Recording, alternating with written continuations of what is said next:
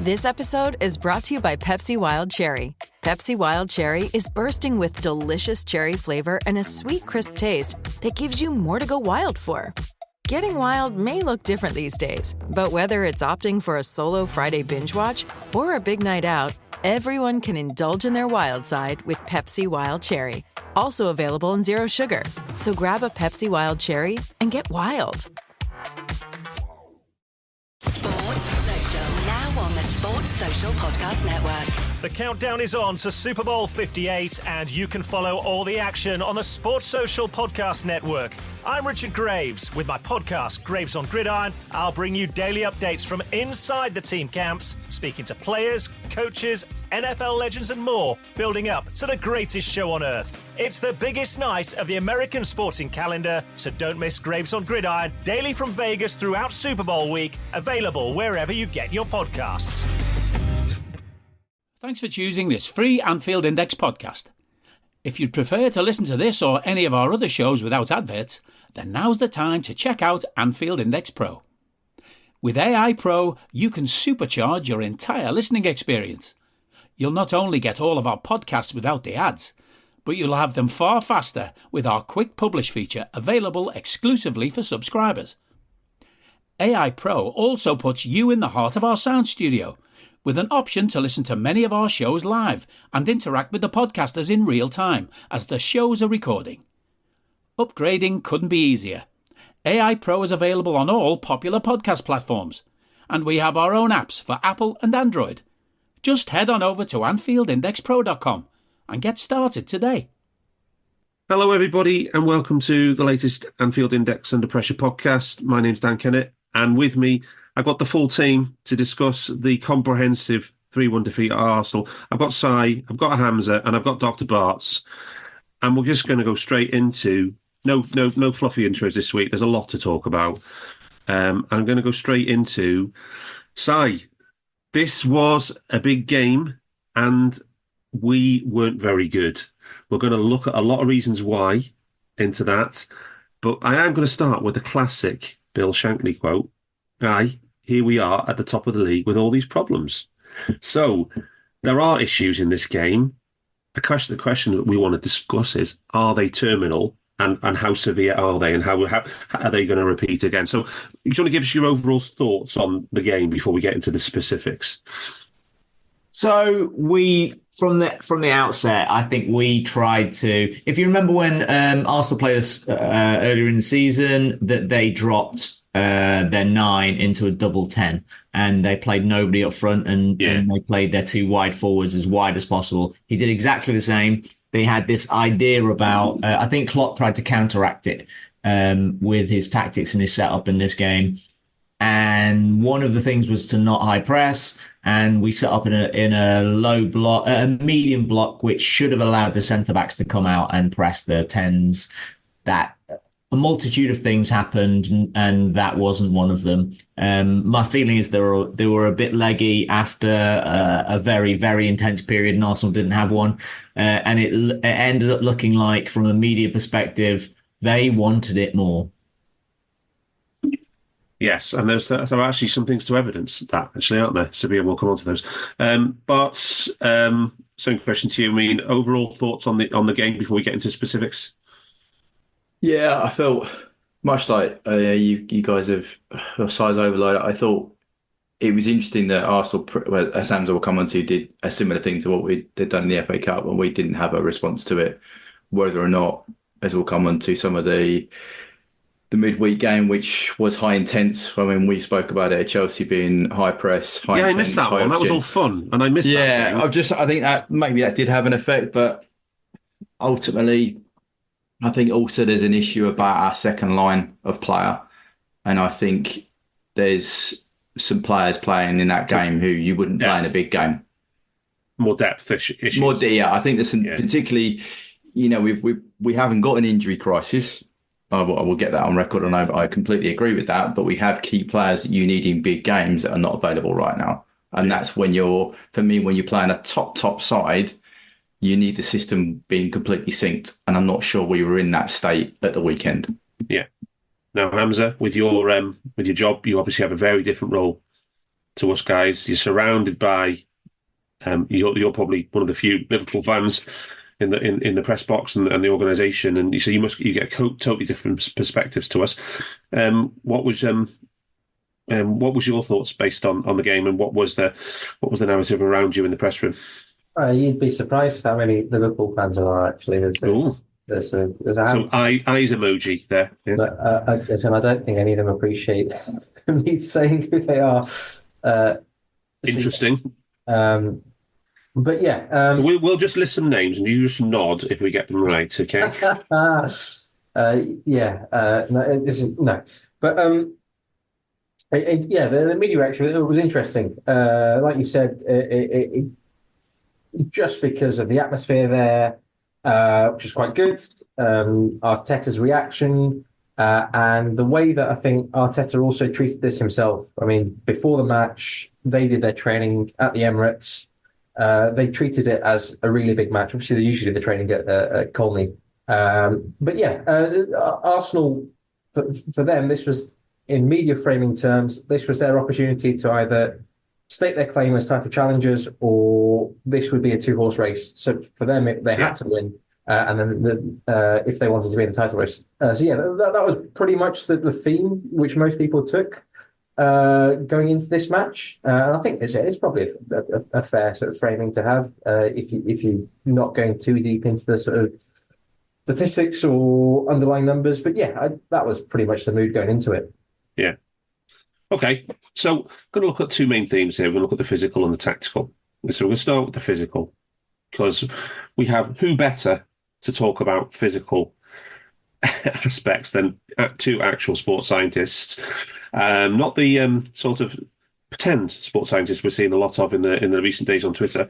But Si, right, first of all, let's get the injury stuff out of the way. So Barts has already referenced the big injuries, right? Big losses, right? But injuries, are we unlucky with injuries in some way or any way at the moment this season?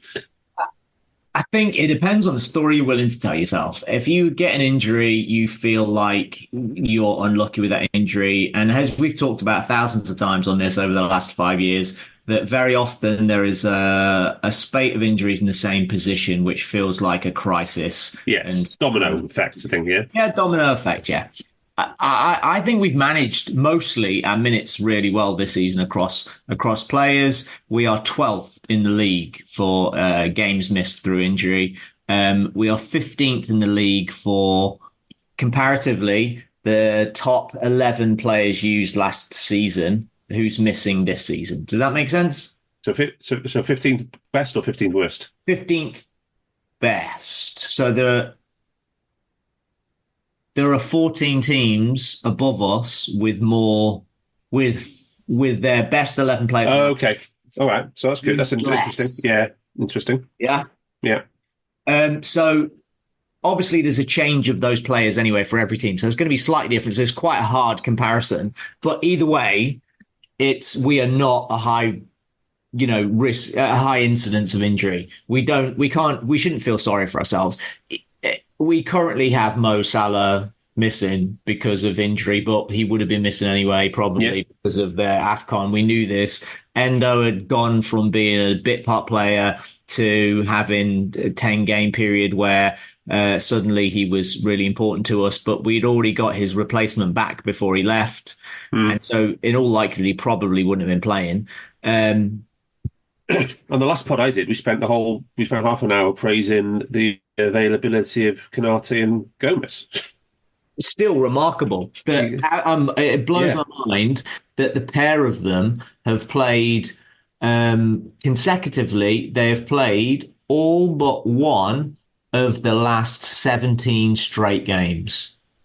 That lasts 8 weeks. They've been for 8 weeks, 9 weeks now, actually, where they've played basically every game. At least only in 2 games were one of them missing. Okay. Which is remarkable. There's 2% chance of that occurring. So our injury thing isn't that massive. We currently have, I saw 10 injuries.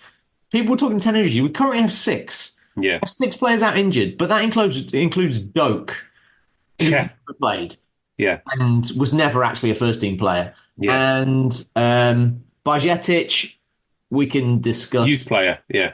Youth, Yeah. and then Tsimikas, who went for 3 seasons without getting a kick. Yeah. And then otherwise it's just Dom and Salah. You got Dom and Salah and Thiago. Yeah. And Thiago was back. Yeah. Yeah. So at some point, players that are on the bench aren't injured anymore. Yeah. And there's lots of conclusion jumping of, Darwin was half fit. So I like to put to bed this half fit nonsense, right? So forget bruises and stuff. Like players play with kicks and soreness all the time. If you miss training for a whole week, do you know how physiologically how much you'll drop off from that? So what are the physical characteristics you think you might lose from not training for a week? Could any of you guys guess? Barts will have to answer that. I don't physiologically. I mean, you'd be a bit your proprioception may be a little bit off, sinking patterns of play, but physiologically, you won't lose a lot of fitness because it's a week. But high speed running, no, not so much. And you won't lose that much. I wouldn't imagine in a week. So physiologically, you might lose the very apex of your acceleration, the peak of your acceleration. Yeah. You're going to lose no endurance at all. No. You're going to lose no repeat sprint. That's going to take 3 weeks before you start losing that. You don't lose any strength. Physiologically, you don't. So you can miss a week's training. It doesn't make any difference. I wasn't even going to mention Darwin because Klopp answered that riddle by saying it was tactical. And I was going to ask Hamzah about that when we did the tactical bit. So let's just move on to the cumulative cost, though, the cumulative cost of what we've done in going for the 4 competitions, right? Because this is something that you think is more of a factor than injuries, yes? 100%. So from the 1st of January, we played 8 games. Arsenal played 3. Yeah. That's because we're going for all the competitions. Yeah. That's the burden. So you can't complain about it. I can because I didn't want to do any of it, but no one else can. And you can't stand up and go, oh, we're really unlucky. You're not. There is a consequence to you playing 2 games a week, every week, while everyone else has 1. Yeah. And it was the same before the reverse fixture. Arsenal had a free week before we played them at Anfield, and we had to play West Ham after playing Man United. Yeah. So both Arsenal league games, Arsenal have been in an excellent position to prepare for both of those games where we hadn't. And they tactically did specifically do things that they had to rehearse and they got really good at, and having a second go at doing this thing. So they've probably had 6 or 7 training sessions specifically on beating us, and we haven't had any. Yeah. And we tried to change our tactics to beat them, and we couldn't have had any full speed, all out training day to prepare for them because we didn't have one. We had recovery day +1, recovery day +2, match day -1. Yeah. And I'm guessing the biggest cumulative cost impact is being one of our most important players, Dominic Szobo, because you guys did the really, really fun pod against Chelsea, where it was the best heavy metal performance for 4 years, probably. And it was just an absolute force of nature watching that game in the stadium. Was just unbelievable with Barts. But and then let's just clear up on Szobo, right? He doesn't get injured during the Chelsea match. He comes off perfectly normally, right? And this is something that's happened either in training or after the game, right? So what's your best guess on Szobo? It's in all likelihood. So I thought he was sick, but in all likelihood, he felt the injury afterwards. It's not uncommon at all that you don't feel some kind of pull during the game because the adrenaline's flowing so much. So he went off, and then he happened to be injured afterwards. He happened to have caused the injury during the game, but he didn't feel it just because of. It's very possible that he was on painkillers anyway, but it could have just been a hammy. But you've always said you can't play through hammies. That's what you've always you can't. Yeah. So, and there's been rumours today that, can't claim and counterclaim about the injury and the extent of it. And you just want to wrap up what you've seen and what your hunch is on Szobo? What I've seen is it's not as bad as first thought. He'll only miss 3 or 4 weeks. So it's a grade 1. So no, that's a grade 2. I don't know how bad it was supposed to be. I've only ever seen 3 or 4 weeks, but you can spin it however you like, can't you? Oh my God, he is out for 4 weeks. That's 8 games. Or it's not as bad as first thought. He's only out for 4 weeks. Yeah. However you like. 4 weeks is a kick in the nads. So he came back against Norwich. Did he come back and start too soon against Chelsea? People are listening to this pod are going to always say, did we play Szobo too soon and re-injure him? Well, I think it's easy to play Monday morning quarterback. Yes. Yeah, hindsight's a wonderful thing. The answer isn't my judgment. The answer is he got injured. He re-injured the same issue. So yes. It's just fact. It's not us saying this or that. It's just the fact that happened means he came back too early before he was ready. Yeah, but the reason Szobo was in this position in the first place is, he was overplayed too early. On November the 2nd, he'd played 71% of his typical season, and we were 31% of the season done at that time. Yeah. So he got absolutely hammered August to December, didn't he, basically? Created a massive debt of fatigue in his system, which we saw, which at first presented itself as neurological and, as Bart said, proprioceptive. So he looked like he was off form. He was still able to produce all of the functions, so all of the running. It didn't slow him down. It's just that when he got there, he was a little bit tired, he was a little bit off, so his skill looked worse, until that skill manifested itself in a running mechanic, which pulled his hamstring. Yeah. And it's fair to say, just like other players, he has played a lot in cup games. That has to be noted. Dominic Szoboszlai has played a lot of minutes in cup games. And so it's just all added to the cost of the build-up, yeah? Yeah.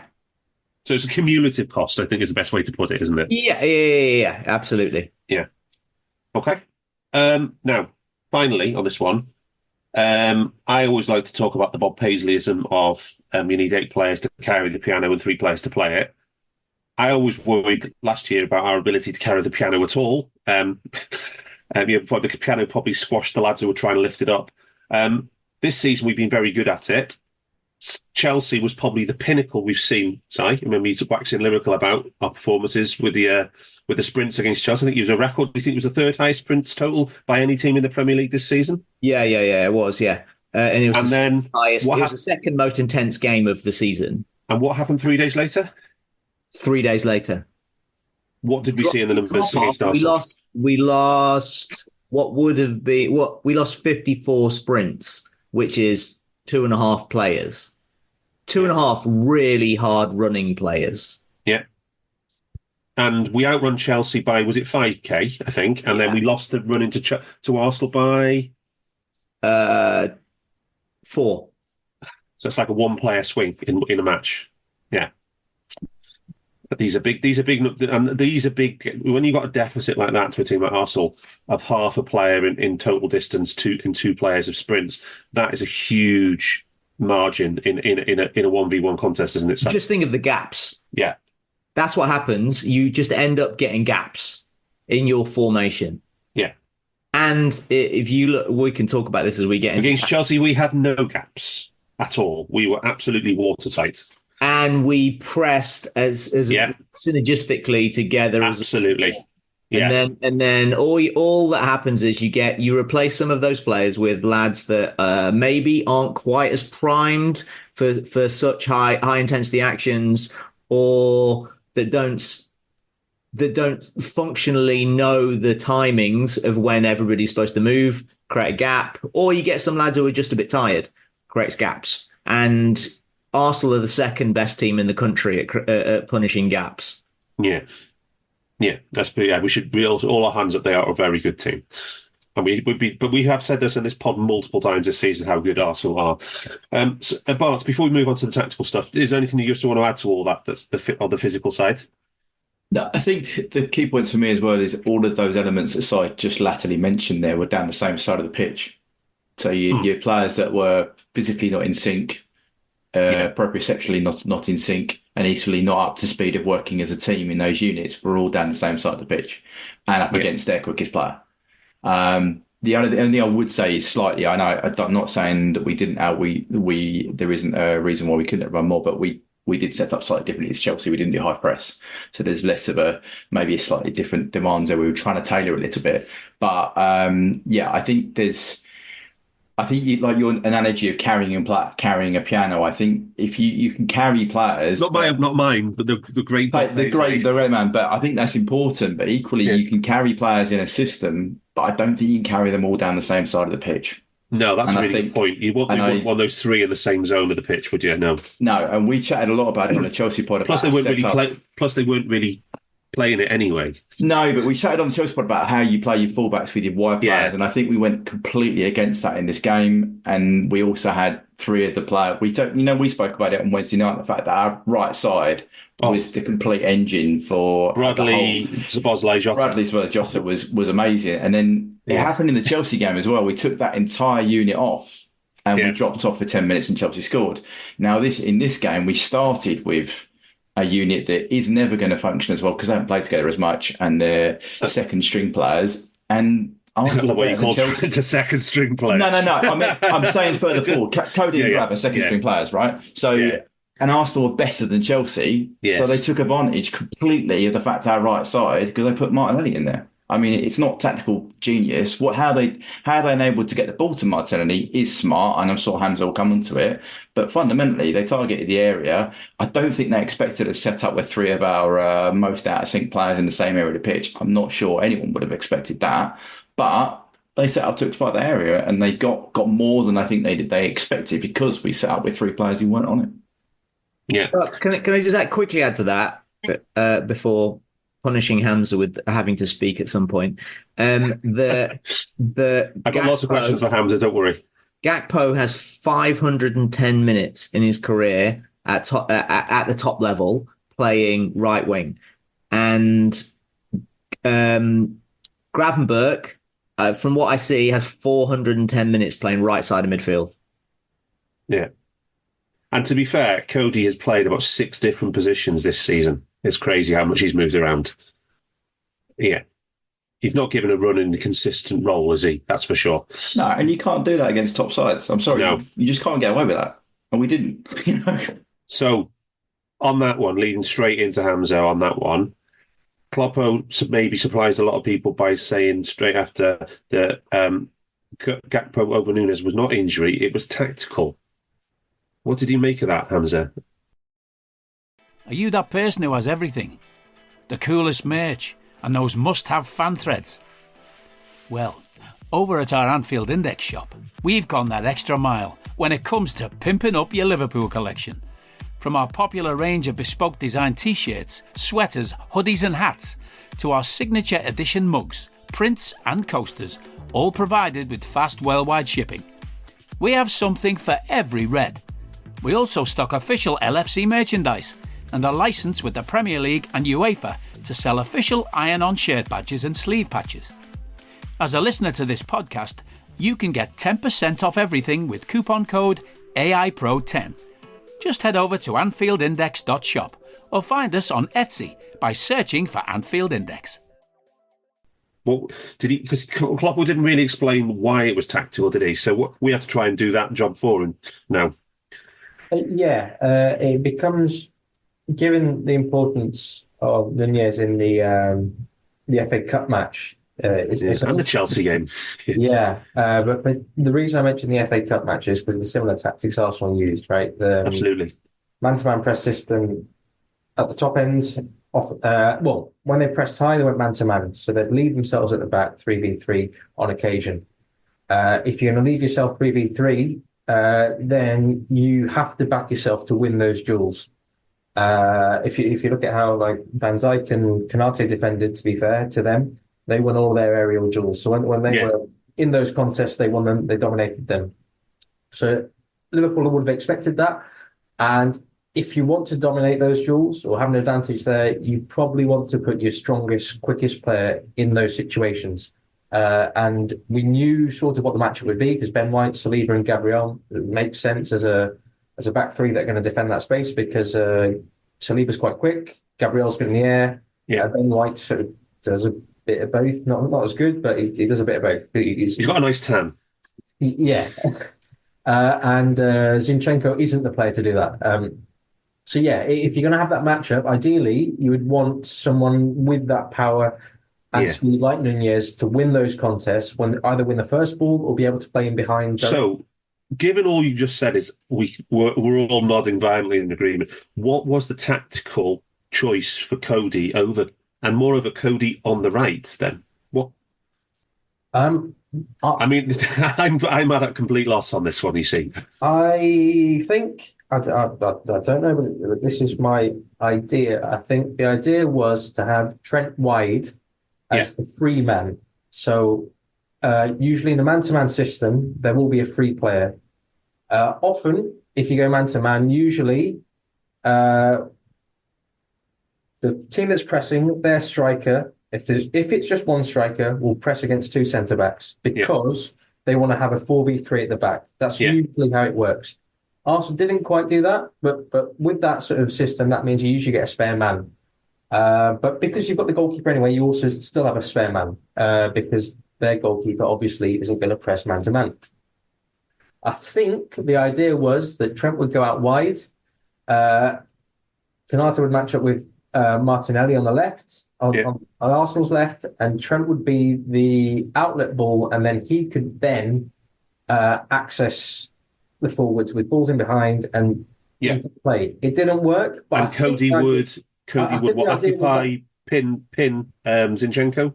Occupy Zinchenko interior? Yeah. So I think the idea was, as a left footer, Cody would come inside more and be able to offer a regular outlet for Trent to build with, rather than Nunez, who would be going in behind. Yeah. So you have an ability to sort of establish a quick sort of passing network on that right side, a little hub to play through. So you play into Trent into Gakpo, and then you get inside, or it's a 1-2 and Trent gets around the outside. I think that was the idea. It might be wrong. So it sounds like it's much more plausible than anything I've come up with, Hamzah. But I think we can safely say by the fact that Cody Gakpo only had 6 passes in an hour, it didn't really work in any way. No. So let's just talk about the other thing as well. This season we've always been talking about inverting fullbacks to build the extra man into midfield and allow us an extra body in midfield and all those things that brings. This game, we had Trent Alexander on the pitch, but the player that we inverted was Joe Gomez, right? Now, after the game, Klopp was asked about it, and he said, I would do it again. So what was the plan? And if it didn't work, why was Jurgen saying, I would do it again? What are you thinking there?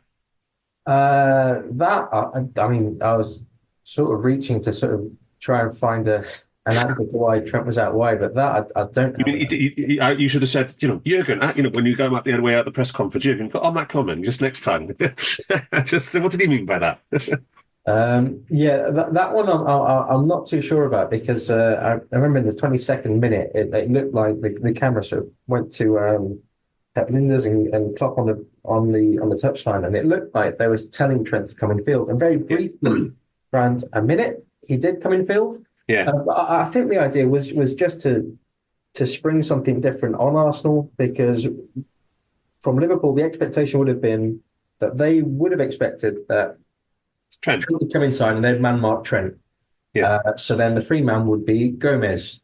And Gomez, as a right-footed player on the left, is going to play passes infield. And if they're playing a 4-4-2 block, then that's going to be a congested area, and that's not going to offer too much. So I think the idea was to. I think that would have been the tactic, I'm a bit at a loss to explain. The way I was thinking about it, you see, in my very limited way, was that we talked about the 4 phases of play, right? When we were in build-up and Gomez was inverting, it didn't really add any value to our possession play, because Joe's a good defender, but he's not Trent in midfield. He's not going to add that extra special value. Then when we lost the ball quickly and Arsenal were in transition, both Joe and Trent were out of position high. So there was cheap balls in behind for both Saka and Martinelli. So it was a bit of a double whammy there. And then when Arsenal were actually in full build, and then Joe dropped back down into the back four anyway to form a back four, that didn't help us in any way with the double 10 issue. So we were completely caught between two stools in all phases there, I thought. Well, it's interesting. So, like, if you take there were moments, just like brief flickers of where the tactic almost worked. So just before Arsenal's first goal, Cody Gakpo has a shot.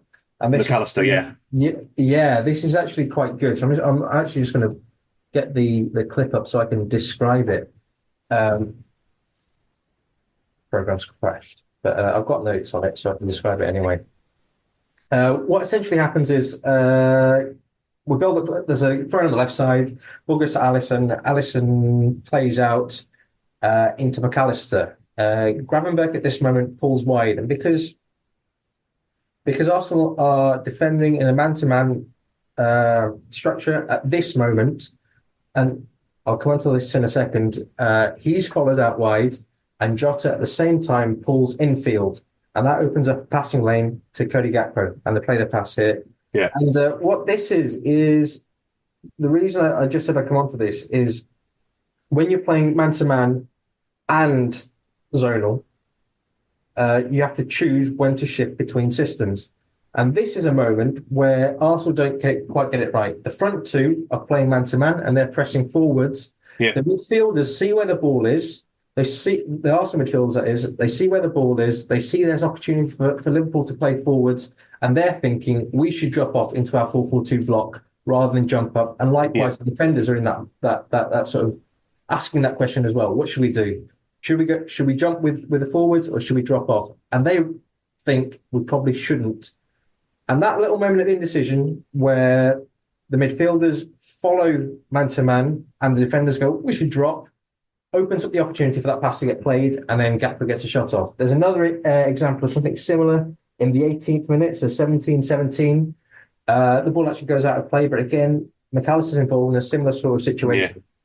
Yeah. That, I think, might have been one of the tactics. That might just have been something that the players just picked up on in that moment and saw the space as they moved apart.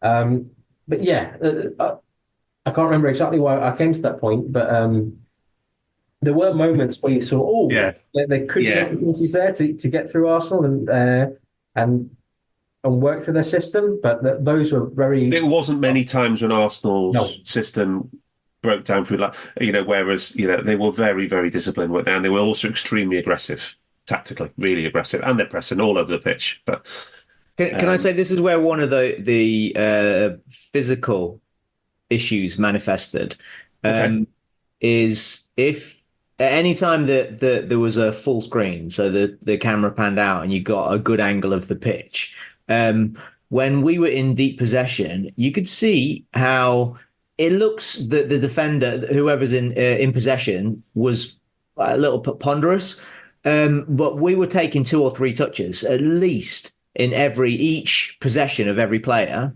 But when you zoomed out, the problem was everybody else was walking or stood still. Against Chelsea, there was constant movement.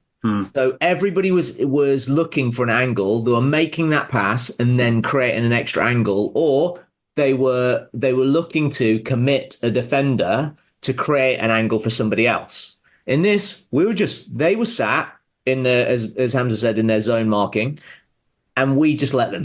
We never tried to.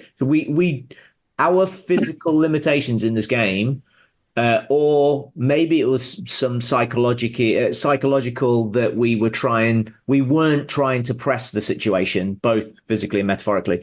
That we were happy to recycle possession and allow significant periods of the game where nothing happens, because that is a tactic as well. Yeah. I wonder if that was part of our tactics, but it ended up manifesting way too long for periods that we were then caught, like Hamzah was saying, in between man and zonal. And if you look at the big chances that we created, we conceded. Yeah. It was because we missed one man and none of the people that anybody else is talking about. If you look where it comes from, it all comes from left back, their left back. and their left back it wasn't necessarily Zinchenko, but it was their left back zone, and it was them making a pass completely unmarked, completely without pressure, because our right-sided attacker or the 8 that was supposed to replace the right-sided attacker was either too late or completely dropped off. And so they had could do whatever he likes, Gabriel over there, could do whatever he likes, or Zinchenko, whoever was in there, and even Jorginho kept dropping into that space. And when you don't have any pressure and there's gaps down the side, it doesn't even have to be that good a pass. You can just put a ball down the channel, which is what happened for their first goal, and also the big chance second goal, also the big chance before they scored as well for the Saka. Yeah.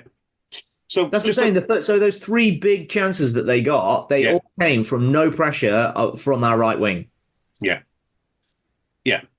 But so on the tactical stuff, you've got some pretty strong thoughts on this first half setup, and so do you want to build on what Hamzah was saying? Yeah, I mean, I think Hamzah's right. We were kind of caught, and you were right. We were caught in between 2 stools with Joe coming in or not. But I also think CJ's had success high up against Arsenal, against Ben White particularly. Yes. If you invert Joe, remembering Joe isn't going to go on the overlap, CJ can go wide left. I think some of that movement to invert Joe was to enable us to get CJ on the ball higher up in the left side of the attack, which means Jota could come inside. Yeah, because otherwise we weren't going to get any natural width on our left hand side. Or not left. You know what I mean? It's the way you position a player. We know CJ can recycle the ball. We know he's a good presser. I know he weren't high pressing, but it's about stopping that ball at source. And I think maybe some of that movement of Joe in there meant that CJ could go up and support stopping that ball at source. And as I just said, none of those long balls came from the left-hand side. So there's an element of me that suggests that worked.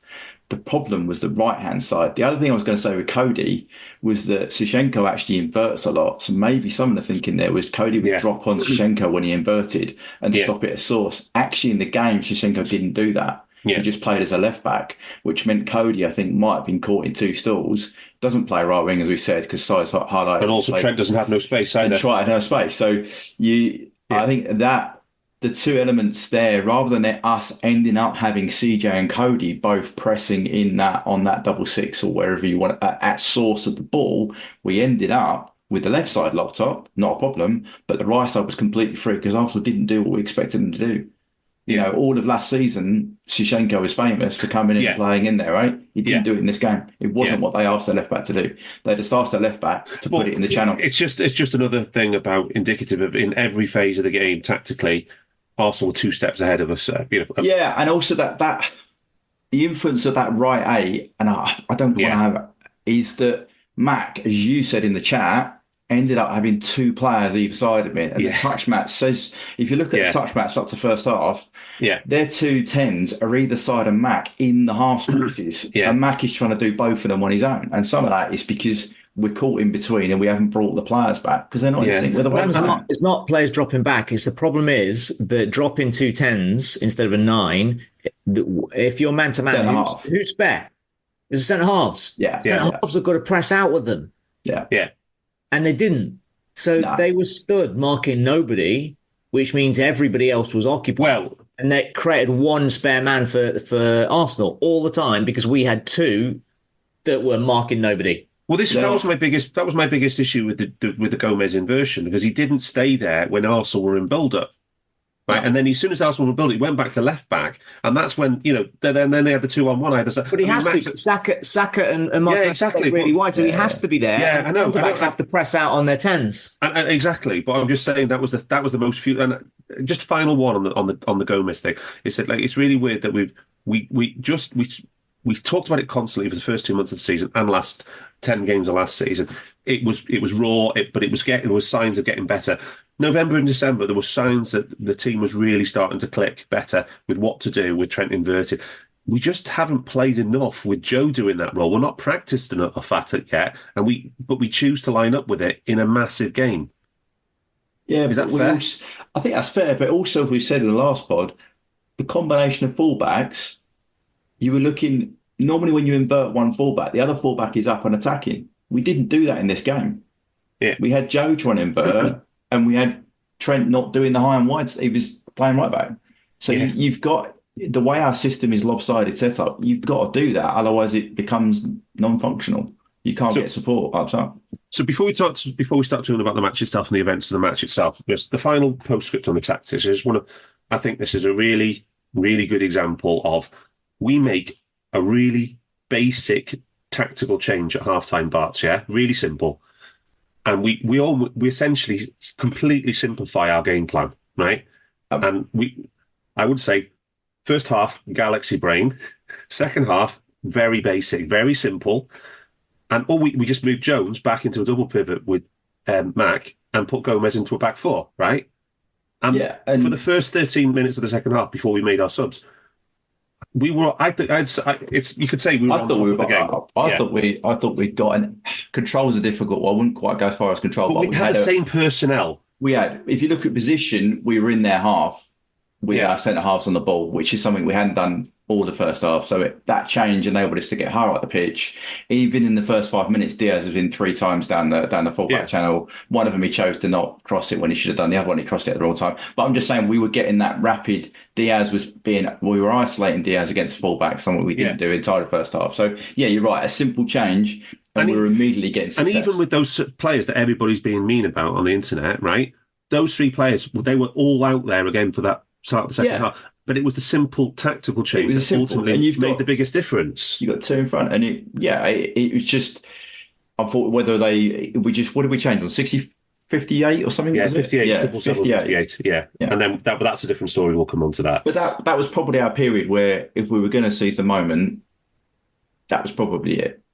We had 2 or 3 balls in a box that we probably should have done better with. Hamzah, you used to do a wonderful podcast with Paul Dalglish for this channel called The Tactics Weekly. Was this just a really nice illustration of the value of tactics and the simplicity of tactics in affecting changes, the halftime switch? Yeah, it was. And it's just, I want to go on a slight tangent here about the man-to-man press, because there's a number of different ways you can sort of deal with what they did. For example, one thing you could do is try and stretch them as much as possible. If they're going man-to-man, this example is going to be a bit risky, but you could, if you wanted, put your centre backs really, really deep alongside the goalkeeper and encourage the opponents to step up, because that increases the space between their forward line and their most advanced forward and their deepest defender. And if there's more space between them, then it's easier to play through. So you could do that. You could try and find the spare man. There's a few ways to do that. You could do a sort of Brighton thing where you keep bringing more players back and back and back, and leaving like 4-on-4 at the back or 3-on-3. When I say at the back, I mean against their defenders, and create that overload. Because like I said, you've got the goalkeeper. You can, so you can encourage them onto you by just dropping more and more players and say, okay, are you going to leave the middle of the pitch free? Because if you watch Brighton, often you'll see that there'll be loads of players towards their own box and their own third, a big gap, and then the final line. Did you see Mikel Antonio on Monday Night Football talking about Brighton? I didn't know. He was very good, actually, because the way he described it, it was at Brighton. They're taunting you. They're taunting you to come and get them. So come and get the ball, lads. Come and get the ball. And that's what they want you to do. And they, to try and almost like the trade-off of having the discipline, not just to sit in and not go after chasing the ball. So it was really interesting. Because somebody who played from a David Moyes team, obviously, who've had success against West Ham by sitting in and countering. Yeah. I saw that quote as well, that he was told that don't take shots from outside the area. I think he just sort of took that down. Don't take shots. He's averaging like 0.3 a game this season. But another thing you could do is take on the players that are pressing you. Of course, that requires a player that can beat a press. Yeah. So, for example, you could make like we used to do with Leeds, just be better than them physically, man to man. Yeah, exactly that. And then that also depends on physicality. And like the Nunez point we made earlier, if you've got a player that's quicker or stronger than the other players, then suddenly you can beat the man-to-man press. And what that means, you've now got a +1. And if you've got a +1, you can cause all sorts of problems. There's a few different ways you can sort of do. And the other one, of course, and Liverpool didn't have the opportunity to do this because they went a goal down quite early on, is to give up possession, let them have the ball, play long and direct. But yeah, But that's what we did in this. That's what we did in the FA Cup game. Ironically. But yeah, that I guess having majority of possession didn't quite help for Liverpool because, like you said, Gomez comes in field and Trent stuck out wide rather than being able to affect. But I don't think that was the plan. I imagine this may have fed into the Nunez decision as well. That the coaches may have thought it would have been a bit more even during the first half without an early goal, and they would have preferred the sort of tactical nous of Gakpo and Jota and Diaz in terms of defending that first pass in Arsenal's build-up to avoid what happens when Arsenal score their first goal, as in Arsenal playing through the Liverpool press. Because Nunez, as much as he has improved, you take the City match earlier this season, there are a few moments where Rodri slipped in behind him and Nunez thought he was in his cover shadow and he just sort of made a few movements and lost him. But yeah, I think that may have fed into that decision as well. But to come back to your original point, yeah, that right there, the start of the second half was an example of how simple tactics can be really important and change a game, because the way the first half played was definitely pretty much all Arsenal. Yeah. So, anything else you want to add on to the tactical stuff before we move on to talking about the match? No, I think we've done it to death. I think I'm not sure how much the tactics ended up being the root cause of the outcome. Like the XG was high, because of set pieces, and their goals came because of mistakes, which weren't tactics; they were just mistakes. Yeah, errors. Yeah. I think the thing is, the tactical stuff was that we created nothing.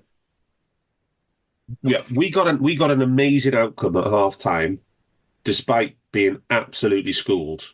Yeah, that was the thing. And then the second half, we start it well and then give it away through the errors. So yeah. We had the same threat as Arsenal, yeah? Give or Arsenal's take XT, EPV or XC, whatever you want to call it. But our being hammered first half was one piece of good play, which ended up in the Saka header early on, a mistake, and 2 corners. Yeah. I mean, Arsenal play well. I'm not dismissing Arsenal play well. They converted their XT to XG, right? Which I just did dismiss. No, but I think I was just saying what they did with their threat was they converted it to XG and chances. We didn't do that. Yeah. But to say that even if at the end of the game, the EPV value is only up by 0.1. I mean, that's so it's just saying we just couldn't convert anything we had to a decent chance. If I may, I'll just very quick. I think between the boxes, Liverpool were dominated. I think that's fair to say, but in the boxes, it was just mistakes that sort of characterised the game. Yeah. But yeah, to get dominated between the boxes is something, but often I remember Pochettino between the boxes is all just smoke, was his phrase. The sharp end what happened in the boxes. Yeah, the annoying thing is we didn't force Arsenal to beat us in the second half after getting back into it, So one of the biggest stories, though, for us was our ineffectiveness going forward. We can say how good or not Arsenal were, actually what they created, but our attack was indisputably awful. What was your main thoughts on the first half and what we could get, what we could? We know Arsenal got a good defence, to be fair, right? They got the best defence in the league, but we were poor. If you go back to what do you see as the biggest problems with us in going forward? Do you remember our that pod where we created like the list of 7 ways that we score? Yeah, seasons ago. They're all still relevant now. We created nothing through gegenpress because we were playing mid block and allowing them to do whatever they liked. We were never in a set possession where we were creating risky passes in the right zones of the pitch so that we could high press and go gegen back. We didn't do any dribbling to beat a man in midfield to go and Gravenberg aside, to go and what Hamzah was saying, create any kind of numerical overload by taking a player out from beating him. We weren't doing any individual. Like there was no individual brilliance, and there were no moments where 2 players were doing something really well together in a systematic way to create any instability in their defense. So we were playing exactly the way they wanted us to play in exactly the areas of the pitch they wanted us to play, and we couldn't impose what is the team we are this season is a team that physically dominates the opposition. And at no moment in the game did we physically dominate them. And they're Arsenal, for God's sake. They're a bunch of pussies. They aren't a physically dominant team. Yeah. They aren't close to dominating any of the physical metrics. Distance or sprints, they mid-table. High intensity running, none of that stuff. Yeah, they're in the top 10, but they're not close to being at the top. Yeah. So, yeah, we didn't create any of those challenges for us. Yeah, our high numbers from like aerial duels and stuff, they came about because they wanted the second ball. They weren't up contesting with Ibu and Van Dijk. They were letting them win by basically doing what we used to do with Bobby, having a throwaway somewhere near them that maybe can nudge one when they're in the air and cause consequences. Oh, like literally exactly happened and they scored from. Yeah. Hello, I'm here to annoy you. I'm here to annoy you into listening to more of me and more of others on EPL Index. We don't just have the Anfield Index stuff. We've got EPL Index as well, which covers the entirety of the Premier League. And we have 3 podcasts and a whole bunch of really good writing on EPLindex.com. The podcasts are my own Two-Footed podcast, which is every day at 4 p.m., Monday through Friday, covering the whole league. We have A Tad Predictable, hosted by Tadiwa. You know Tadiwa, he does Anfield Index. He presents A Tad Predictable before every Premier League match week. And then Kevin DeVries and his crew on the EPL Roundtable, they're every week after the Premier League match week. So make sure you listen to everything we're doing on EPL Index and follow us there on Twitter at EPL Index. Thank you. Bye-bye. So Barts, you got the stats pack. Obviously, we'll say a question for you though on that, right? Yep. Is the stats line too harsh on us? The headline stats pack. We know the scoreline was 3-1 in the end. There's been a lot trying people say downplay conceding 3.5 XG and all that kind of stuff. What do you think when you take that holistic view at the numbers you've got for this? I think there is some truth in what Si said about the errors. I think that does contribute to a high amount of XG. I mean, let's be honest here. If your keeper and your centre-half basically collide and the guy's got an empty net, that's going to create a high amount of XG, right? Yeah. And then we give them a chance. The first one is equally through. It's basically a tap in. That all of the goals were high opportunity chances that we let them have. Is probably they created it, but it's still mistakes. I think there are some things in the numbers that are worried. Like there was 15 duels and we only on 1 ground duels. That's a really low amount for us. So I get what Si's saying about the aerial, but when it came down on the floor, we didn't do anything. We didn't win it. We didn't compete against Arsenal. If you look at the touch zones and going back to what Hamzah was saying, we didn't have any passes, any touch in zone 14, which has been our killer area. Not one. Chelsea, not one. So if you look at where we are, there might be some little bits around the edge, but the main bulk of it, which is what we were great against Chelsea, we had players in the half spaces. We had a player spinning off it from zone 14 to create. We didn't do that. I know we were playing Jota there and he drops off, but it meant you had a U, which is going back to we didn't have any pressure on their base to build from. Si's point about they shifted us into areas where they wanted us to play. They wanted us that wide. They had 2 fullbacks that weren't attacking that day, and they had 2 6s either side, so they can double up on where they were going to go. So they control exactly where we want to play. So I think there's elements of the stats where you go, like the conversion of EPV to XG shows you that we did correct something, we just didn't convert it. But then there's other elements when you look at the zonal stuff and where we took our touches, the duels and the rest of it, which just shows you that we played exactly how Arsenal wanted us to play. We didn't exert ourselves at all on the that's 100% a product of tactics. Yeah. Yeah. Yes, it comes down to one huge error just after half time, right? Let's be frank. Yeah. Because I thought, I hold my hands up. I thought, we'll see this game out 1-0, job done. And we'll get out of it and we'll just go, fine, it was bad at the office. And then BVD does that and I'm like, we've lost. I didn't see us get back in the game. But so, it comes down to one error. But still, we largely did what Arsenal wanted us to do. So I've got one. So, Hamzah, first 10 there was a lot of Arsenal pressing on us. So essentially, it was a 50-50 possession game. But ours was very deep. We were really pinned into our half. And I think I saw after the first 10 minutes on Sky, it was something like 52% was in our third. Or maybe our half, I can't remember. Anyway, of the ball. But yeah, there was nothing. We were under pressure a bit, but then Arsenal got that big, massive chance for Saka on the the counter attack. Yeah, that was from the quick throw from Raya into Martinelli. I think I've been rewatched on triple speed, so it looks kind of harder on my screen. But Martinelli gunned it down the line, beat. Must have sprinted about 60 metres. Yeah, and he got ahead of Konate, which takes some doing. And the cross was good, and Saka just heads it wide. It's a really good chance. He should score that. Yeah. But it's a direct attack.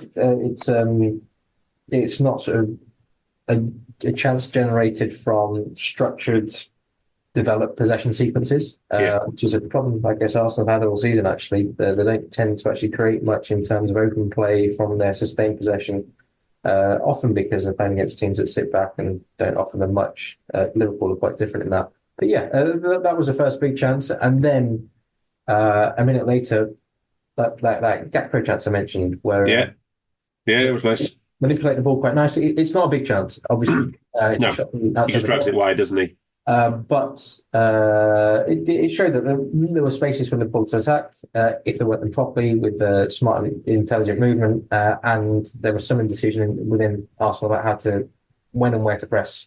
That first period wasn't great, but there were sort of encouraging moments, and then of course the goal comes.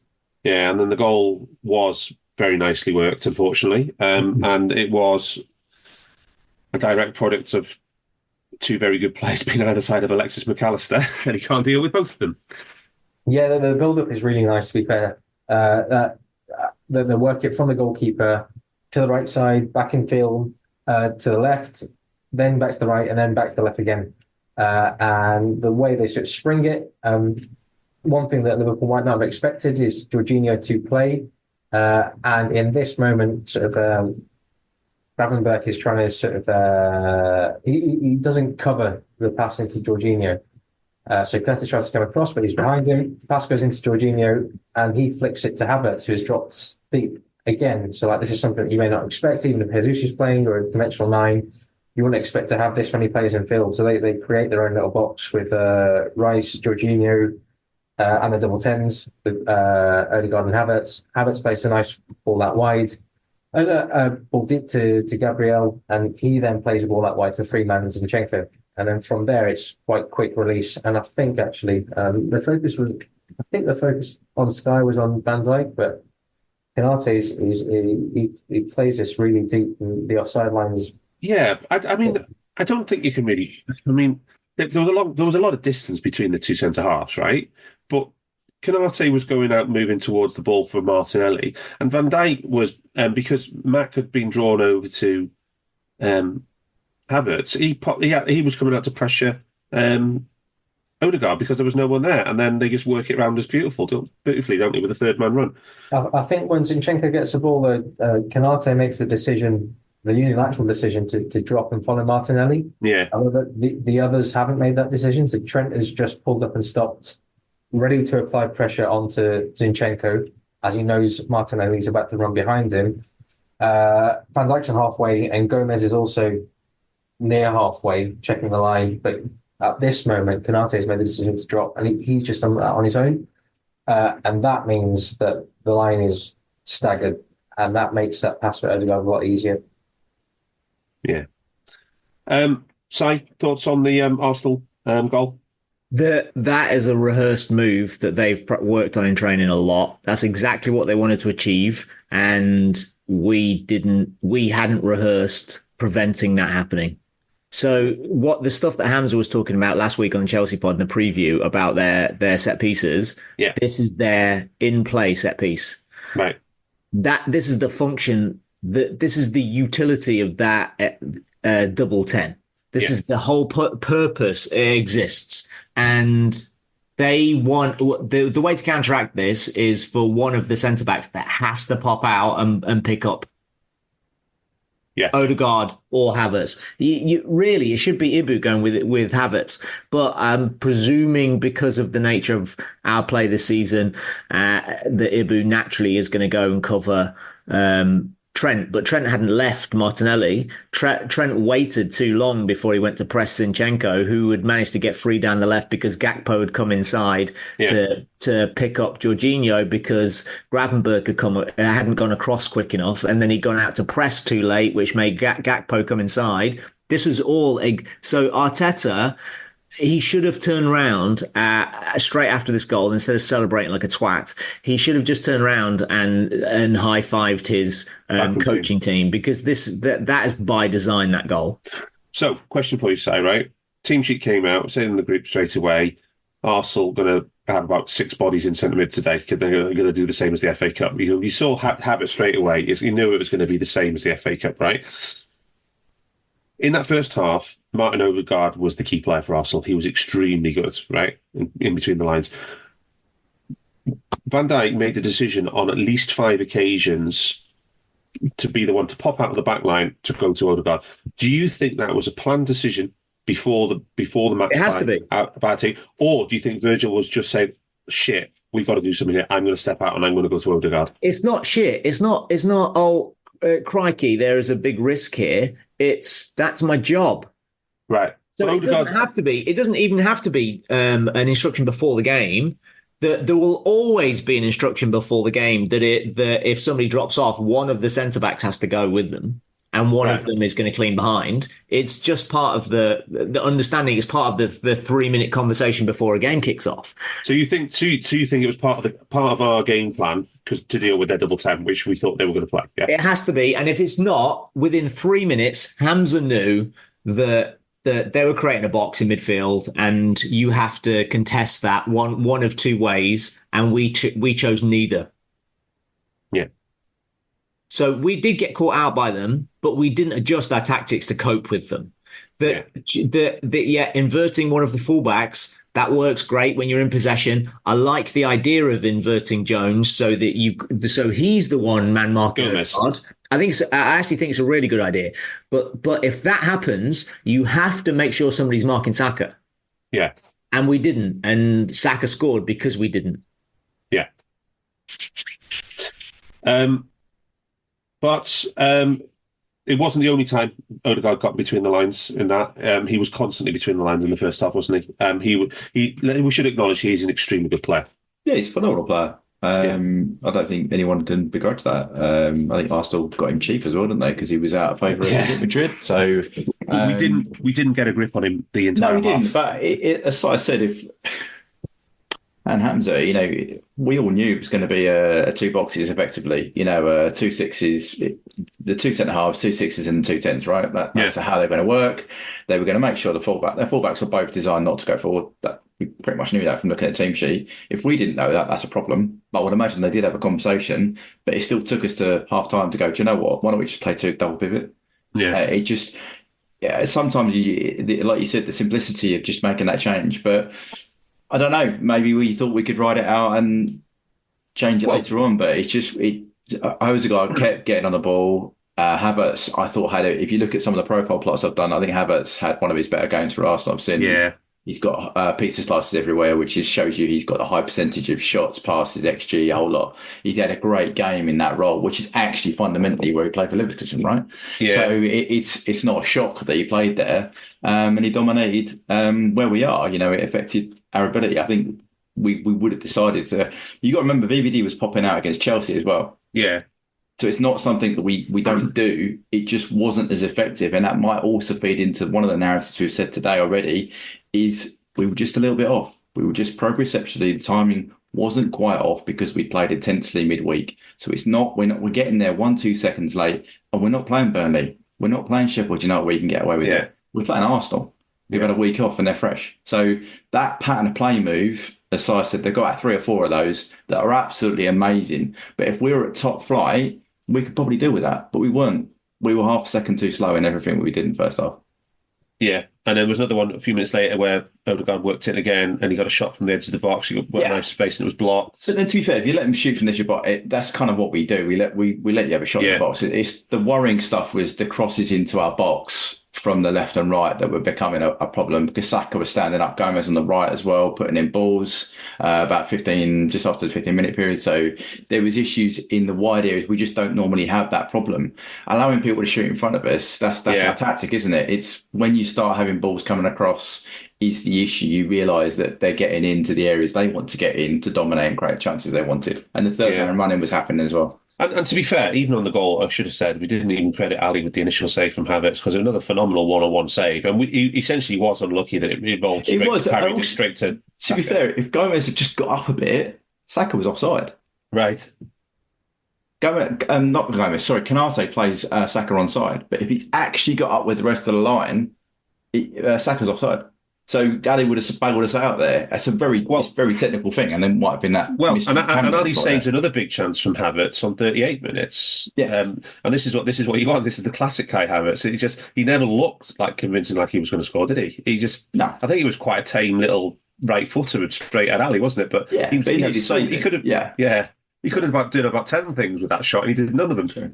So again, in that instance where they scored, they had a little bit of. They created their own fortune, should we say? Because they had man. It was just a shame that Ali parried it and it went straight to them. Yeah, he parries that another day. It goes over the bar, it goes wide, doesn't it? And they don't score. Yeah. Anything else in the first half, Hamzah, that you'd like to mention that we haven't particularly? Oh, I forgot to mention the Jota chance that wasn't a shot in the first 10 seconds. Oh yeah. He just bounces off him, does it? Yeah.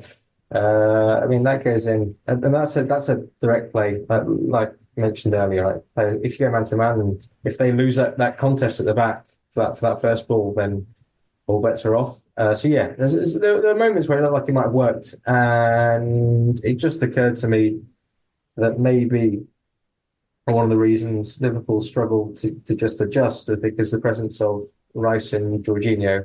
Didn't expect Jorginho to play. They may have just thought that Zinchenko would have come inside too and created the 3-box-3 is 3-2-2-3.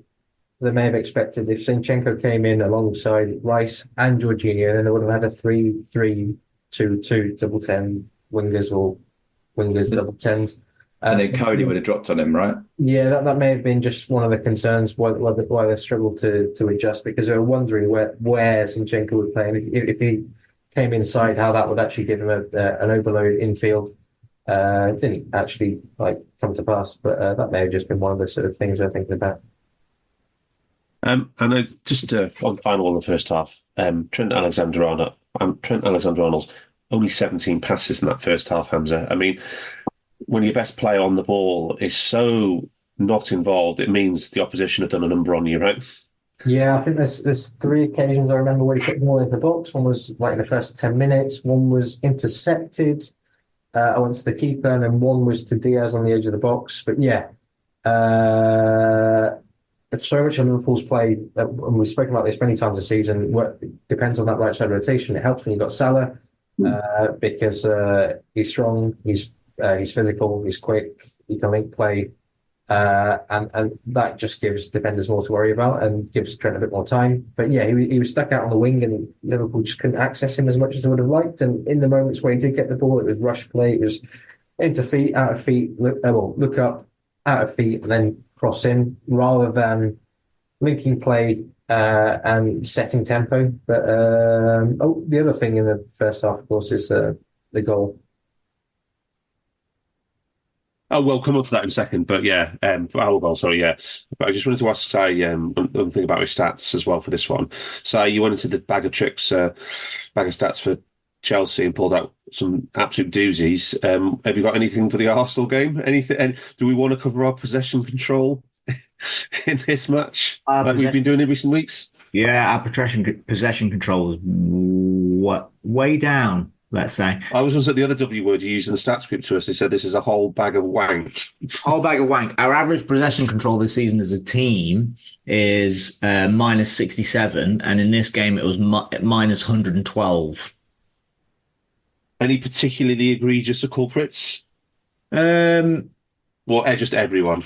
Oh God, everybody. That we had the Gomez was down a little bit. Trent's possession control per 90, given that he came off, was given that he wasn't also making any kind of progressive meters per pass or any of that nonsense. Was down at 23, which is garbage. When Robbo eventually came on, his was 29 minus 29. Gakpo, who doesn't touch the ball, was given away was minus 11. He only made 6 passes all games. How can he have a possession control of minus 11? Because if you lose it every time you get the ball, basically, that it extrapolates over. Oh my word!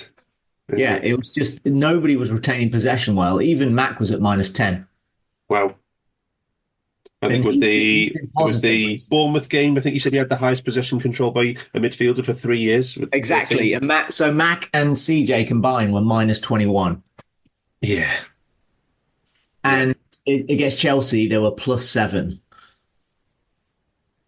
That we were just giving the ball away because they were clogging up midfield and they were just picking us off, basically. Yeah, and Jones, we always praise him for his amazing pass accuracy, down to 77 in that first half. That is a freak. No options. There was no options. This is not a defensive CJ. No one was playing well, but there were literally no options. Yeah. No one was making good angles, so they were just getting picked off. So basically the conclusion is we don't need to go into the advanced stats for any players because they were all wank. They were all wank, as was the XG. So yeah, at both ends. Right. How did we equalise, Si? Just a bit of luck.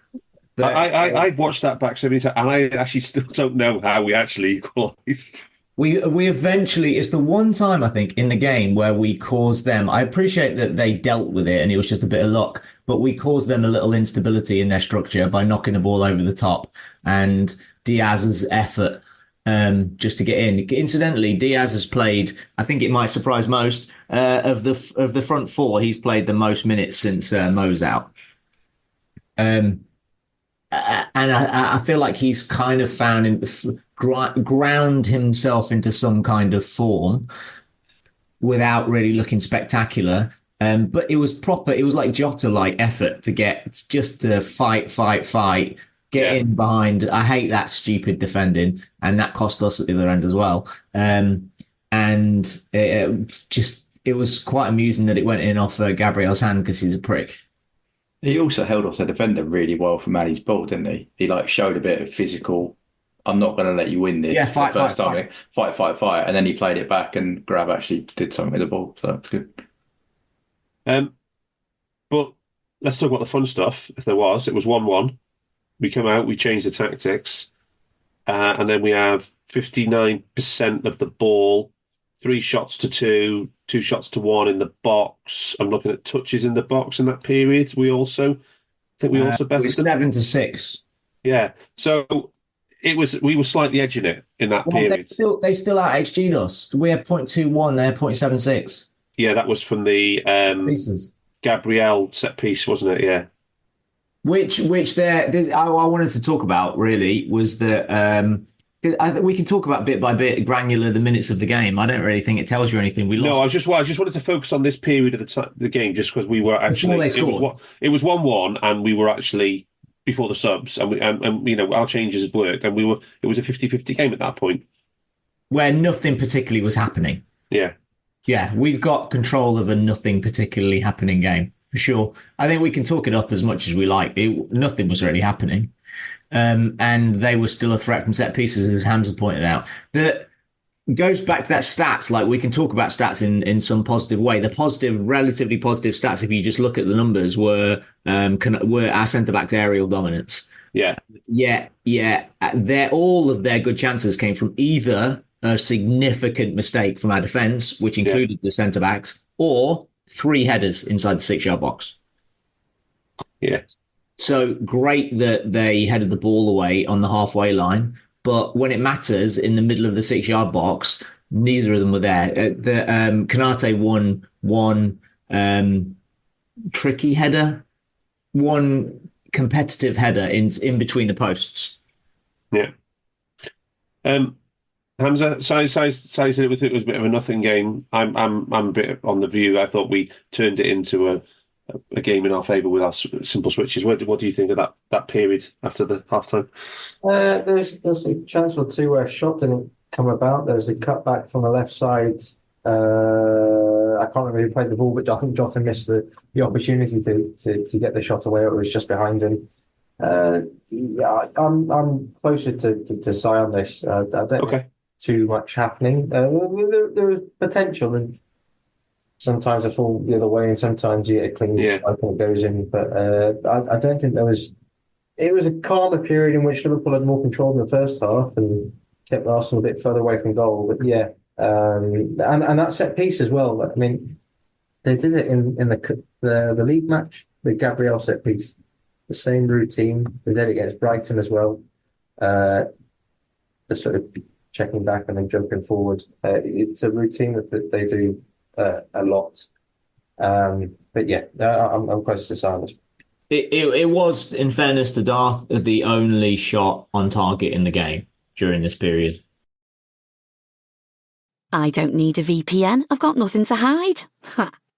This is what I used to tell myself before I hooked up with LibertyShield.com. Not only is my home internet now fully encrypted, but I can now access all the websites I want, whenever I want, and do so from absolutely anywhere. As a Liverpool fan, I love to know I can now watch every match, regardless of whether it's on UK TV or not. My Liberty Shield VPN makes sure nothing is blocked and guarantees me super fast streaming speed throughout that match. You can get connected right now with their software package, which includes a 48-hour no-obligation free trial and instant access to their apps for Apple, Android, Fire TV, PC, Mac and Android TV. Or go a step further like I have and get one of their pre-configured VPN routers. These small but powerful devices allow you to easily connect every device in your home to VPN, making it the perfect solution for smart TVs, Mac boxes and games consoles. Visit LibertyShield.com today and use coupon code AIVPN25 to get 25% off at checkout. Yeah. Our subs, Hamza. What do you think was thinking behind those? Slightly earlier than normally on our pre-planned stuff. And most important question is, did they work? I don't think they did work. So Nunez and Harvey and Robbo came on for Trent, Grav, and Gakpo. Gomez went to right back. Robertson obviously went to left back. And Harvey conventional back four. Yeah. And Harvey went into midfield and Nunez during the front line. But it was hard to sort of involve Darwin as much as. But we didn't go direct like the FA Cup game, did we? No, I think he only got 12 touches. I think. So I think having Trent on that side to ping those passes into Nunez would have helped. So Gomez, as good as he is with being able to at centre back punch passes through midfield and start attacks. He doesn't have, and he does have good delivery as well. He doesn't have that sight that Trent has to pick passes out in behind. I think that would have served Nunez a bit better.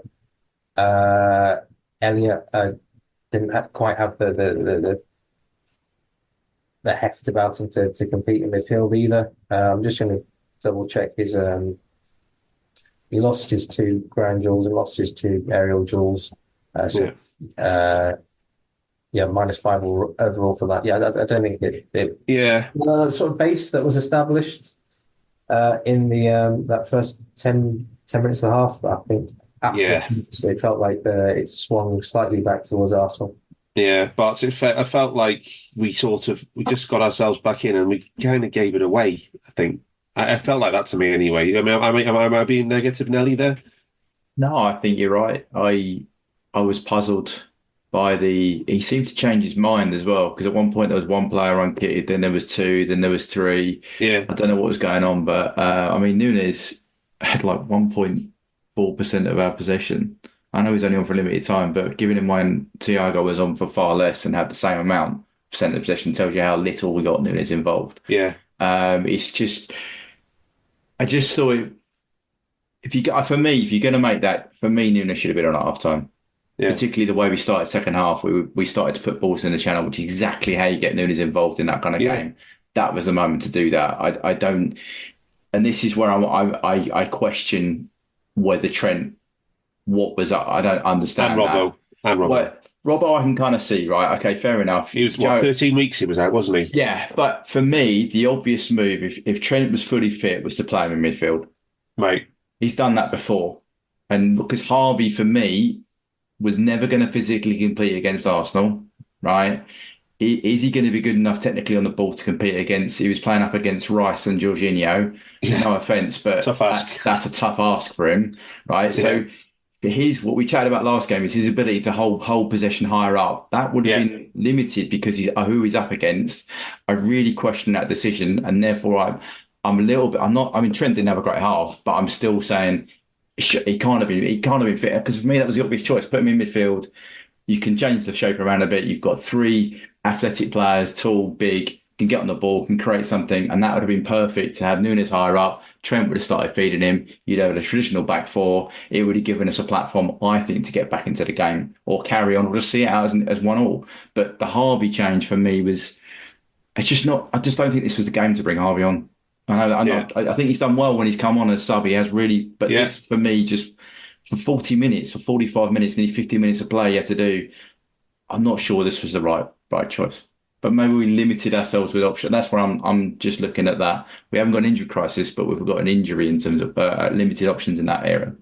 Yeah. The goal, the decisive moment of the match, and it's. I don't think. Do you know the mad thing on the up to stats are? Do you know who got the defensive error? Ali. Yeah. How the fuck is that? Right. Anyway. So that goal on TV, they looked at it 400 times and still blamed Ali. Yeah. That's why. I mean, I'd say that goal is 99% Verge and 1% Ali. I wouldn't even attribute anything to Ali. He would have cleared the ball if Virgil hadn't been in the way. Yeah, because his Virgil's brain would have cleared the ball, and Virgil's hip got in the way. And then Virgil, the only reason that happened was because Havertz, pushed Virgil in, and he went into and blocked the laddie's boot, didn't he? So Martinelli did so. But why does Virgil? Why? How do pros end up where they make a routine 1 in 10,000 mistake where Virgil has no hesitation in clearing anything, right? Anything aerial coming in. You clear the danger. He never lets it bounce. What is it about? You've been in the dressing room, Si. You're the only one who can talk about this. What is that? How is it that senior pros, world-class players can have such brain fades like that? I don't even think it was a brain fart. I think it was actually representative of what happened in the game, because he let it happen earlier in the game as well. And Ibu let it happen. He let the ball bounce 3 times and he got booked twice because of it. Like the aggressiveness of our centre-backs, it looks nice on paper, but in this game, it was relatively terrible and it cost us significantly for different reasons. But allowing the ball to bounce first, just clear the damn ball. I wonder if maybe during, leading into the game, they were worried about giving away possession too cheaply. So if we have it, they can't score. And it maybe went too high in the priorities. The only time we just whacked the ball clear was after that. Ibu did it on the halfway line, right, when we were under a little bit of risk and he just cleared. When we were already 2-1 down. Yeah. We were too busy trying to retain possession and play back out again when it was just a big misjudgment of risk. Yeah. And they still need a lot of luck going their way for it to, even that misjudgment. If the timing of that shove had happened at any other 10th of a second, it wouldn't have ended up with the same result. But under 10s are told, don't let the ball bounce. Just clear it. Get your head don't let the ball bounce. Yeah. But also, under 10s are told, don't play your ball across the box. And we do it 12 times a game. Yeah. So, all those things we talked about, completely out tactics and outplayed first half, go in level, come out fighting, and then it still takes a horrendous schoolboy mistake to basically not even one. It takes 2 because even at 2-1 down, my feeling is that their brains were fried because of who had made the mistake. Yes. Then you feel like Barts was saying, it's not our day because Virgil just screwed it. And to be fair, a lot of the other players wouldn't have known whether it was Virgil or Ali because it looked like it could have been Ali. But either way, two of our biggest players made a huge gaffe, which gave them a goal from nothing. They had to create nothing to get there, right? So that has the dynamic systems theory, real issues psychologically amongst the rest of the team there. But even at that point, we were only 2-1 down. They weren't creating anything. We're Liverpool this season. We scored more goals than anybody else in the last 25 minutes of the game. Yeah. If we had managed to muster anything in the next 15 minutes, we easily could have left that with a 2-2 draw. It wouldn't have been unusual at Arsenal either. They know we're coming for them. We've screwed them late in games many times. Yeah. So their psyche would have been that we're coming at some point, but we didn't manage to patch anything together. So why was our attack so poor at 2-1 down? I don't think we connected anything. I just think physically we were tired at the beginning of the game. At 60 minutes, having that happen as well psychologically, it was just all the energy was sucked out of the system. Yeah. We did nothing after their goal. Yeah, there was the McAllister volley, wasn't it? That went through a crowd of players and wide, but that was from the edge of the box. Shooter in the game. Mac was our top shooter. Yeah. 3 shots, missed the goal 3 times. Can I say Ali did save his third big chance of the match as well from Kyrgios? I mean, how can you come away from a game like that and Alisson still saves 3 big chances? 6 big chances given up. It's the most we've given up in a game. Well, Napoli last year. Premier League. Oh yeah. Just to support Si's point, our passing chain length around that time that Si's talking about is the longest it is in the game. Right. So the percentage of our passes that were involved in a 10+ passing chain was the highest point around that time, which backs up what Si's trying to say about we were trying to retain 2-0 at that point, weren't they? Yeah, but that's because I think we were genuinely going, right, let's just see out the next 10-15 minutes, keep the ball, and then do what we did in the FA Cup and try and nick it in the last little bit, or we go out with a 1-1 draw. And I think equally our possession was highest for each 15-minute period after that time, and our passing success was higher than Arsenal's as well. So that all backs up our game plan at that point, I think, was retain possession, don't give it away, just see if we can nick something in the last 5-10 minutes and see how Arsenal feel about it going that late, being 1-0 in a massive game. Yeah. And we just gave it to him. Yeah. Do you know, Darth, there's a stats pod. This is both the highest XG we've given up in the Premier League, and it's the game we've had the fewest touches in the box and the lowest percentage. So equal with we had 12 touches in the box, which is equal to Brighton and Crystal Palace away from 3 years ago, 281, 287 game. During the classic your son playing period, where we were shit that season. And this is the lowest scoring we've been in that as well. We scored 7 from 12 touches in the box against Crystal Palace at one point, which is just absolutely blew my mind. But this is the lowest percentage of our touches that happen to be in the box at 1.13% of our total touches happen to be in the opposition box. This, as an attacking force, we were totally inept in the greatest way whilst giving up the most XG. And even that was a culmination of, like, they got 0.96 XG from their goal. It could, like, if their first shot had gone in, it couldn't have happened. Do you know what I mean? It was a combination. So some statisticians like Cayley wouldn't have added those 2 chances together because it could only ever resulted in 1 goal. But anyway, I don't ain't nobody bothered about that because anytime you concede more than 2 XG, it's bad, and we conceded 3.5. So there's no point nitpicking over the last 1.5 of it. But but it's still the worst we've done. Yeah, absolutely shocking. And 6 big chance differential. We didn't create a single. I think the fact that we didn't create any as well is just as much of a concern as conceding 6. That's the 30th time out of 482 Klopp games. I think it is 482. Yeah. But Hamzah, to be fair, right, you did say Arsenal have set up with a back four. The fullbacks weren't going to advance. They had Rice and Jorginho in front, and they just sat even deeper after going 2-1 up, right? And they saw. To be fair to Arsenal, they saw the game out with not very much alarm. Yeah, I guess one question could be in a situation like this, what's the best way to use Nunez? Because one of the changes that Liverpool made in the FA Cup was Go long at wide, right? Against White. No, yeah. Obviously, you're now saying this with hindsight, so it's very different.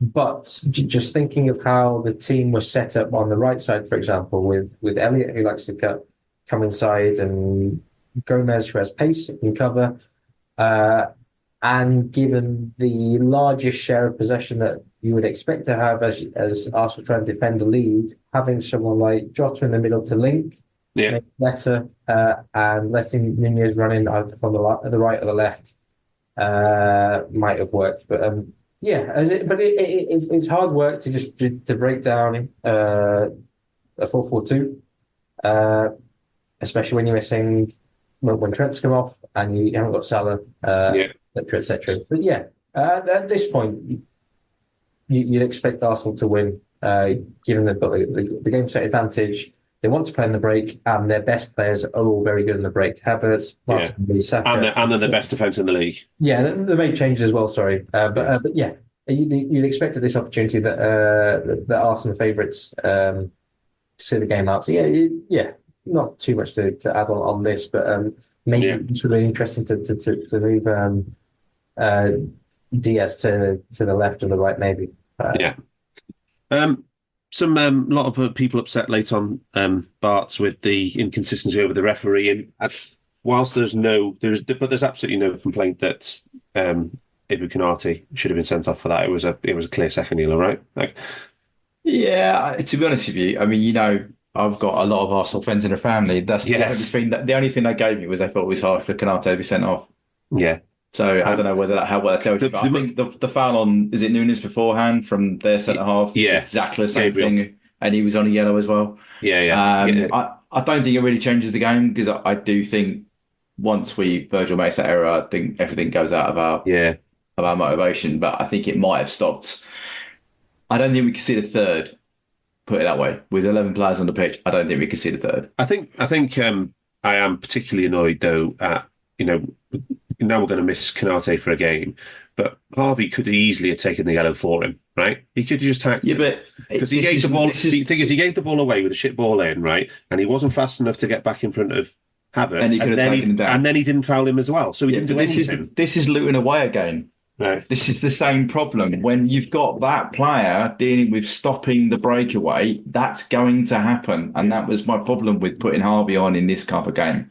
It's the same situation. It's not his fault. He's not going to beat up. He's not going to physically. Well, I would like to see him try player. Actually beat him up. Just hack him down and take the yellow, not give it, not expose Ibu. But this is a repeat offender. He is consistently the scene of a crime for a breakaway goal.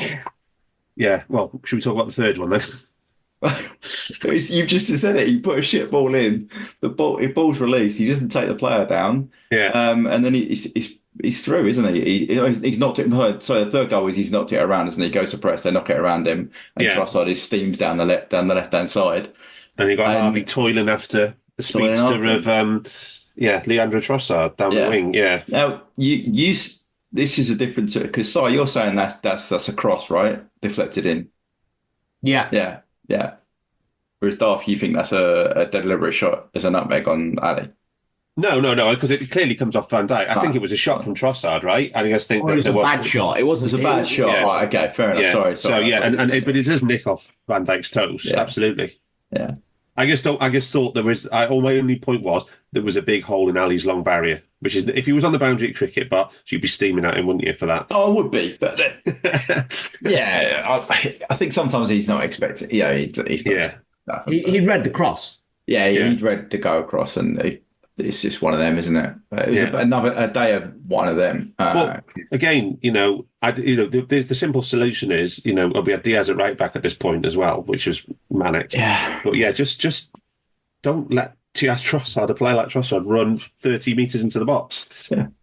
Yeah, don't get passed around. Take him out. That is one thing I just think it was incidental by the end of the game, right? Yeah, it was. What the fuck are you doing? Diaz at right back. Yeah. CJ's literally played right back. Yeah. And you're putting Curtis Jones on the left wing and Diaz at right back. Who do we have on the bench? Did we not have? No, we is it just put one of the kids on, but it doesn't matter. Is it just symptomatic of being a really, really, really bad day at the office? It's just weird. What I don't understand why you take him from being left wing to play and then right play back. somebody else left wing. Yeah, it doesn't make any sense to me. No, and ask him to basically the whole wing as well to try and get up and support anything we are going to do the other way. Yeah, it didn't. It was just like I said in the group that this year, the opposite of last year, nearly every decision Klopp's made this year has worked. Yes, and this was hopefully the one game where every decision he made was terrible. Literally everything didn't work. Everything was terrible. And I kind of made the point after the game. If you consider the emotional stress of the last 2 weeks. For him, for the squad, Conor Bradley, ups and downs. It doesn't have to be bad. Just the emotional strain of the ups and downs of the last 2 weeks. Okay. Let's just say let's write this game off to that. Right. Yeah. So I was going to ask you to try and finish on a bullish point, right? So as I said at the start, here we are at the top of the league with all these problems. We've got a week now. What do we need to do from this point onwards, Si, to make sure that this game or this performance doesn't happen again? Well, win the league, if hopefully. We have 5 full rest days in the next 2 weeks. 5. We've had 5 full rest days since the 9th of December. So let's not just rest. Let's actively put systems in place. Let's rehearse in a way that we've not been able to because we have too many games. So we can refine our process. The lads can peak, and then you can line up your dominoes to play in the next 12 games before the international break. And what would you do with the Europa League's coming back in a month? We've got to try to. You can't. We're half pregnant now. You have to go to win every game. We're half pregnant. Sorry, have you got that analogy the wrong way round? Oh, but you've got to go. Yeah. You've got to go. No, you're all in now, aren't you? You're all in. Yeah, you have to be. Go for it. Yeah. Right. The thing for me is City are playing back to back now for this whole period till we play them. And Arsenal having gone from having a load of break and now playing back to back, I think, after this week. So it swings around the other way. Whereas we've been manic playing back to back, we now have some breaks in between. Week. We have one extra week. It still could be quite important for us, whereas they are literally back to back. And Arsenal, it's very important for them because they're still learning to manage that back-to-back high competitive games. They're into the last 16. Is it last 16 of the Champions League? Whatever it is. Yeah. 32. So that's a different situation for them to work on. They won't have the glorious nature of a week's worth of training to go and play on top side. They're literally going to be no training now for the next block of games. That's quite important to think about in the context of the title race. Okay. And we might have Mo back on the bench for Burnley, maybe, Si? Yeah. Okay. Then you got Thiago back. You've got some player numbers coming back. Can I just say, though, time to train. We do have a very big... I think we have a fixture, which I'm calling in my own head the final frontier, which is Brentford away. Yeah. In about 2 weeks' time. And both times we've played them in the Premier League at their place, they have absolutely battered us. We got a draw in one of the games, but they have physically battered us. And I think that is a humongous challenge for this manager, given what's happened on the 2 previous visits. But there we go, we shall see. Final word to you, Hamzah. Anything you want to do? Give you the last word on this one. I wouldn't really too much in the subs. I mean, Thiago coming on was pretty much break last round anyway, so after that, Diaz right back. But yeah. You got any positives to finish on? Bullishness. Thiago, that was cool, wasn't it? I got the kills when he came on. I was like, that's really something, isn't it? But yeah, as in, there's probably only one other team that can put in an out of possession performance like this against us in the league, and that's City, and they'll have to do that in Anfield. So I don't think, as good as Arsenal's play was out of possession in terms of stifling us in the first half. I don't think many other teams are going to be able to replicate that. So for the majority of the remainder of the season, dealing with that specific setup is not really going to be a big deal. So it's just a continuation of doing what worked well. So I think largely the team will be able to pick up and be fine. The City's the only sort of big sort of fixture left, right? Yeah, Spurs at home. United away, but United away, Everton away. Yeah. So City's the only sort of one that's because like problem. I don't care about big games. I'm going to leave it with a rolling 10. We're on for 87 points. City are on for 80. Fuck them. Nice one. Nice. Right, we will be back after the Burnley game. Until then, up the fucking Reds. We hope you enjoyed listening to this Anfield Index show. Please be sure to subscribe to our channel so future podcasts find their way to your device automatically. There's nothing quite like fan engagement, and we'd love to know what you think of anything discussed on this show. The best way to get in touch is over on our free Discord community, where both podcasters and listeners debate the hottest LFC topics 24/7. Sign up free now at AnfieldIndex.com/Discord. You won't regret it. You can also follow us on Twitter at Anfield Index and find us on Facebook by searching for Anfield Index. Oh, and before you go, we'd love it if you could leave us a 5-star review on your favourite podcast app. It only takes a couple of seconds, and it means the world to the people who create these free shows. Sports Social Podcast Network.